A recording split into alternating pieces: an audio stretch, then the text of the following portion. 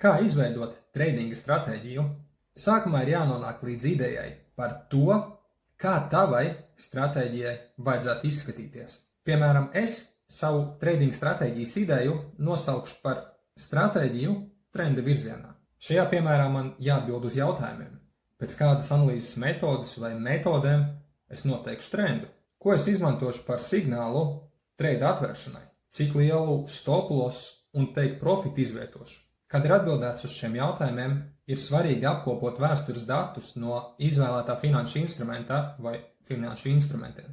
Pavisam iespējams, ka apkopojot datus izrādīsies, ka šī ideja nemaz nav ilgtspējīga. Šādā gadījumā vienkārši būs vairāk informācijas, un metodi trenda noteikšanai, signālu noteikšanai visticamāk ir iespējams arī uzlabot. Ja vēlaties uzzināt vairāk par dažādām analīzes metodēm tradojot, tad apmeklē mājaslapas traderklubs.lv apmācību sadaļu.